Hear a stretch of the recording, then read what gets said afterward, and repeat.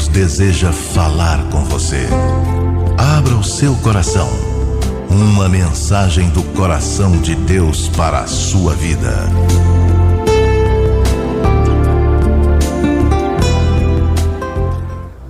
Estamos no mês de dezembro, um mês cheio de luzes, cores, presentes, cumprimentos, palavras de fraternidade, carinho.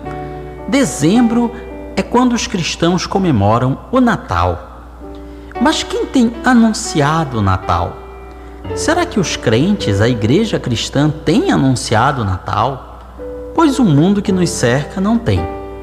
Cada vez mais se torna um festejo que o mundo esquece o seu verdadeiro sentido. Isso tem levado o Natal a perder o significado, não apenas para o mundo que nos cerca, mas às vezes também para a igreja. Os cristãos não devem deixar de dizer ao mundo o que é realmente o Natal. A Igreja de Cristo tem um chamado para proclamar a verdade sobre o nascimento do Filho de Deus, Jesus Cristo. O Natal não é uma invenção do mundo, é uma invenção de Deus. Foi Deus quem anunciou o Natal, o nascimento do Salvador. Por isso, nós cristãos devemos ser os portadores desta mensagem, dizer ao mundo o que a Bíblia fala sobre o Natal. A Bíblia nos traz boas novas, boas notícias com o nascimento do Salvador. No princípio dos tempos, quando nossos primeiros pais, Adão e Eva, desobedeceram a Deus, permitiram que o pecado entrasse no mundo, Deus trouxe a eles uma mensagem de condenação e juízo, mas também trouxe uma mensagem de esperança. Ele prometeu que enviaria alguém para resolver aquela situação. Aquela situação que o ser humano tinha criado, só Deus poderia resolver. Ele prometeu que enviaria um Salvador, que enviaria um Redentor. Da semente da mulher vai nascer alguém que vai pisar na cabeça da serpente. A serpente que tinha induzido Adão e Eva ao erro, os tinha feito cometer o pecado, a desobediência contra Deus, esta serpente um dia seria derrotada. Da semente da mulher.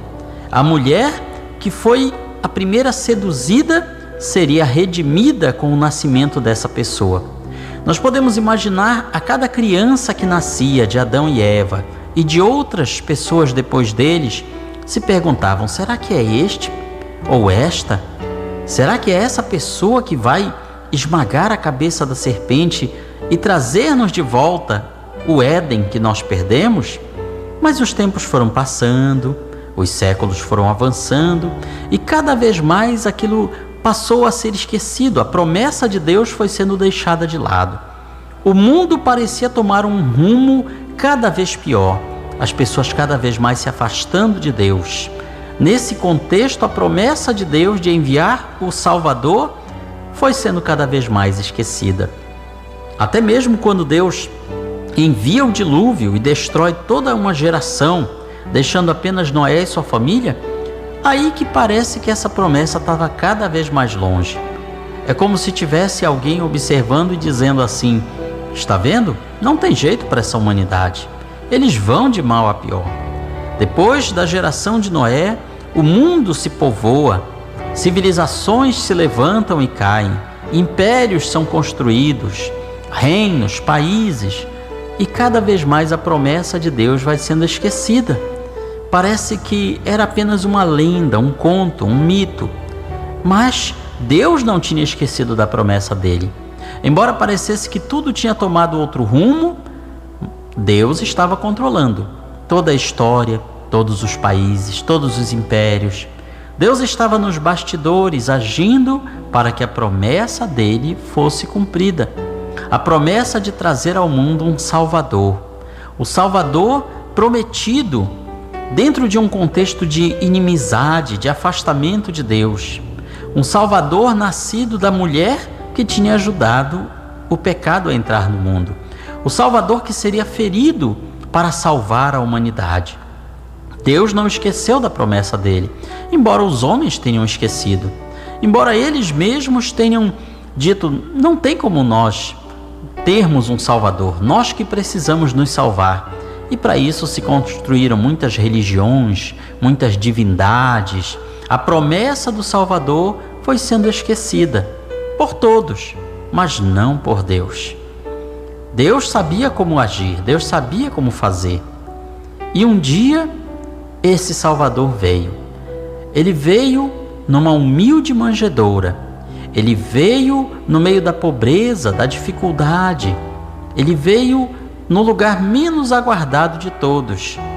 Um pequeno país, uma pequena província do grande Império Romano, longe talvez das luzes coloridas das cidades, num estábulo cheirando a animais, de um casal pobre, humilde, ou seja, no lugar mais improvável, na época mais improvável, porém tudo estava dentro dos planos de Deus.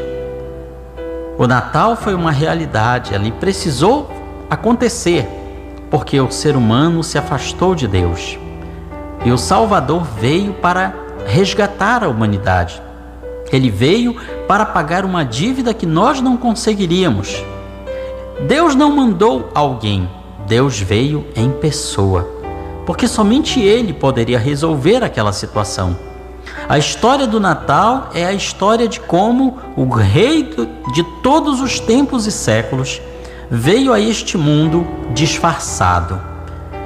Veio disfarçado, veio de uma forma encoberta para mudar a nossa história. Tanto é que a nossa história, o nosso calendário é conferido pelo nascimento dele, embora com alguns anos de diferença, para mais ou para menos, mas o marco inicial do nosso calendário é o nascimento do Salvador. Sem a vinda do Salvador não haveria salvação. Sem a vinda do Salvador, nós estaríamos presos em tantas religiões que dizem: você mesmo tem que se salvar, fazendo boas obras, caridade, justiça e tantas outras regras religiosas. Deus não vai te salvar não, viu? Você que tem que dar o seu jeito, tem que dar seus pulos, tem que se salvar. Mas não conseguimos, pois o pecado, ele sempre, de alguma maneira, ele acaba nos manchando. Não é que a gente não consiga fazer o bem, até que nós conseguimos. A questão é que nós não conseguimos deixar de fazer o mal. Nós podemos fazer muitas coisas boas, mas no final, no meio de tudo aquilo, nós podemos fazer algo ruim que coloca a perder tudo de bom que nós fizemos. Deus sabe disso. Ele sabia que nós iríamos tentar e não iríamos conseguir. Por isso, Ele mesmo veio. Ele veio em pessoa. Ele não se manifestou apenas numa ilusão de ótica. Ele não fez como os deuses das mitologias gregas, romanas, antigas, que se disfarçavam de gente para passar algum tempo entre os humanos, para se divertir, para jogar com o destino das pessoas. Não, Deus, o Deus da Bíblia, não fez isso. Ele se encarnou, ele foi gerado no ventre de uma mulher. Durante 9 meses, ele esteve ali indefeso, como qualquer recém-nascido, como qualquer criancinha que está no ventre da mãe. E aí a gente aproveita para lembrar quantas e quantas destas crianças que estão no ventre da mãe, pensando que estão protegidas, guardadas, são arrancadas de maneira terrível, jogadas no lixo. Não é uma nem duas, são milhões. E o nome que se dá para isso, em vez de ser um crime, isto é questão de saúde pública. Isso é escolha, é do direito da mulher. Vejam só.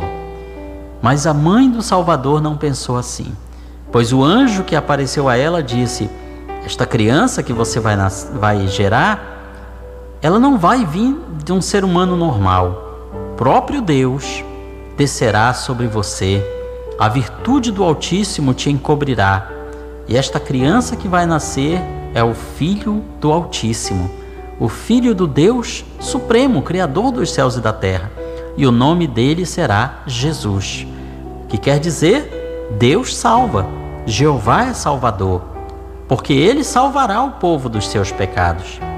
Isso era uma revelação inédita, porque até então a ideia que se tinha das pessoas de salvação era a salvação de uma doença, era a salvação de uma violência, de um ataque, uma salvação física. As pessoas tinham esquecido da maior de toda a salvação do pecado. Elas criaram a ideia de que conseguiriam se libertar do pecado pelas suas próprias ações, pelas suas próprias boas obras. E Deus sabia que isso nunca daria certo. Então, Ele manda o Salvador, a Ele próprio, para libertar o seu povo, para resgatar o seu povo. Resgate, sabemos que envolve pagar um preço. E Deus sabia que nós não conseguiríamos pagar esse preço. Era um preço tão elevado. É como se uma pessoa tivesse uma dívida de milhões de dólares e a cada dia ela pagasse alguns centavos. Mesmo que ela faça isso todos os dias, nem durante uma vida inteira ela conseguirá pagar aquela dívida. Deus sabia disso. Então Ele próprio providenciou o pagamento dessa dívida através do Salvador Jesus Cristo. A inimizade que havia entre Deus e o homem agora podia ser resolvida. Ele veio para nos reconciliar com Deus, para nos aproximar de Deus. As pessoas que nos cercam acham que falar de inimizade no Natal é politicamente incorreto, mas não é. Porque o Natal, ele lembra a inimizade que havia entre Deus e o homem, a separação que existia entre Deus e o homem, colocada pelo pecado. Os nossos pecados nos separam de Deus, nos afastam de Deus. E o Salvador veio justamente para acabar com essa inimizade, para acabar com essa divisão, esta separação. Ele veio para nos reaproximar de Deus, para nos trazer de volta para junto de Deus. Veja como a mensagem do Natal, do mundo de hoje, tenta apagar essa mensagem da inimizade que nós colocamos entre Deus e a humanidade. O Natal de hoje quer unir a igreja ao mundo, unir os cristãos aos pagãos, unir as religiões em uma só. Mas o ensino de Deus no Éden lembrava que o pecado colocou uma separação, uma inimizade entre Deus e o homem. E a mensagem do Natal fala somente de um homem, uma pessoa que nasceria da mulher. E este homem que muda toda essa situação não é o Papai Noel, que é uma figura folclórica criado aí pelo comércio, pelos festejos populares. Mas o homem que é o centro do Natal é Jesus Cristo, o descendente da mulher, o descendente de Abraão, o descendente de Davi, aquele que veio para cumprir em si mesmo todas as promessas, todas as profecias que foram relatadas. Alguns hoje o rejeitam dizendo: mas ele não cumpriu tudo, ele não fez tudo o que tinha prometido fazer. É verdade, porque era tanta coisa que só uma vez não dava. Mas ele prometeu: eu voltarei, eu virei de novo e nessa minha vinda eu vou cumprir tudo o que está faltando. E a prova que nós temos que isso vai acontecer é que aconteceu da primeira vez. Deus prometeu que enviaria um Salvador, que esse Salvador iria cumprir várias promessas. E ele fez. Então, se ele já começou a cumprir essas promessas, nós podemos ter fé que ele cumprirá o restante das promessas. Alguns reclamam: quando o Salvador veio, ele não resolveu o problema do mundo. O mundo continuou cheio de guerras, fomes, epidemias. Ainda não virou aquele paraíso, aquele Éden. É verdade, mas isso irá acontecer. Ele prometeu e nós podemos ter fé que ele irá cumprir. O anjo que anunciou a Maria o nascimento do Salvador disse: o seu reino nunca terá fim. Todos os reinos da terra começam e terminam. Mesmo os grandes impérios como Babilônia, Grécia, Roma e tantos outros se levantaram e caíram, mas o reino dele nunca terá fim. E não é simplesmente um reino espiritual, invisível no coração das pessoas. Ele começa assim, ele começa dessa maneira, mas um dia será um reino físico, literal, que abrangerá céus e terra. E nós cremos nesta promessa porque ele já começou a cumprir essa promessa. A mensagem do Natal também é uma mensagem não somente de lembrar que Deus cumpre suas promessas, mas também uma mensagem de derrota. Sim, o Natal nos lembra que um dia todo o mal será derrotado, porque já começou a ser. O nascimento do Salvador e a sua sobrevivência num ambiente tão hostil e perigoso, o mal já começou a ser derrotado. Não foi derrotado de uma vez, mas já começou a ser. E se começou, terminará. Um dia todo o mal será derrotado. Um dia este mundo que conhecemos, ele não terá mais maldade, não terá mais choro, pranto, dor, nem morte, porque todas estas velhas coisas terão passado. O Natal é a chegada do homem que esmagou a cabeça da serpente. O Natal é a mensagem de que Satanás e o mundo podem ser derrotados. A vinda do Messias, a encarnação do Verbo, mostram a sua vitória sobre o pecado, sobre o inimigo das nossas almas e sobre o mundo todo. Porque não conseguiram impedir que o Salvador viesse. Tentaram impedir? Não conseguiram. Tentaram matá-lo ainda criança? Não conseguiram. Durante 30 anos, ele se mantém anônimo, escondido, ninguém sabia, ninguém conhecia. Mas um dia, junto ao Rio Jordão, entre tantas pessoas que se manifestam para serem batizadas por João Batista como sinal dos arrependimentos, surge no meio deles um homem, anônimo, desconhecido, parecido com todos. E João Batista, quando o vê, declara: eis o Cordeiro de Deus, que tira o pecado do mundo. Aquele Cordeiro estava ali se apresentando, porque 30 anos atrás ele tinha nascido. E é isso que nós comemoramos no Natal. Nós comemoramos o nascimento do Salvador, a encarnação do Verbo. Nós comemoramos o nascimento do Cordeiro que veio para resgatar não somente um povo, mas toda a humanidade. O seu sangue tem poder de perdoar os pecados de todos. Todos os mais de 7 bilhões de habitantes do mundo, se hoje declarassem: eu quero me converter a Cristo Jesus, eu quero pedir perdão dos meus pecados e ser uma nova criatura, para todos eles teria perdão, para todos eles teria a oportunidade de recomeçar agora com uma nova vida em Cristo. E assim todos aqueles que já viveram nestes 2000 anos de história. Veja, portanto, que o sacrifício de Jesus não foi apenas algo local e passageiro, mas tem um alcance atemporal e universal. O Cordeiro de Deus veio a este mundo para pagar os nossos pecados, para pagar a nossa dívida que nós tínhamos com Deus. Parece um pouco difícil de entender isso, mas o pecado, ele gera, além da separação, ele gera uma dívida que nós tentamos compensar com outras boas ações, boas obras. Mas se fosse tão fácil, Deus teria mostrado para nós uma tabela. Olha, você cometeu uma mentira, você vai ter que levar sopa para os mendigos. Você cometeu um roubo, você terá que realizar tais e tais obras para compensar aquela maldade. Deus teria nos dado uma tabela de compensações. Ele não fez isso, porque qualquer falha, qualquer pecado nosso é um pecado eterno, algo que nós não podemos pagar. Somente quando nos convertemos a Cristo, nos arrependemos das nossas falhas e buscamos nele o nosso perdão, é que podemos conseguir nos reconciliar com Deus. O Natal, portanto, traz tudo isso e muito mais. Ele não terminou naquela manjedoura, naquele coxo de pedra ou de madeira onde se colocava comida ou água para os animais. Ali foi o berço do Salvador, mas não terminou ali. Continuou e trouxe ao mundo mudanças que nunca mais puderam ser desfeitas. O Natal não trouxe uma mudança imediata. Durante 30 anos, tudo continuou como estava.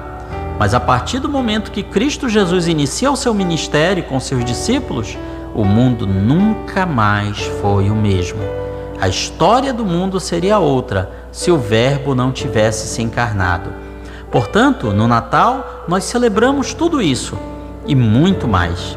Celebramos que o Natal é vida, é esperança, é transformação, é mudança, e uma mudança para melhor. É uma mudança que às vezes não acontece de imediato, do dia para a noite, mas é uma mudança irreversível. Quando deixamos Cristo entrar em nossas vidas, em nossos corações, nós nunca mais seremos os mesmos. E se o afastarmos de nós, se o rejeitarmos em nossos corações, nunca mais seremos os mesmos também. Haverá uma mudança como nunca houve antes. Portanto, o Natal vem nos trazer esta mensagem e vem nos lembrar que, por mais escura e tenebrosa que seja a noite, mas ainda há espaço para o coral de anjos cantando glória a Deus nas maiores alturas, paz na terra, boa vontade para com os homens. Esta é a mensagem do Natal que devemos proclamar. Deus abençoe a todos.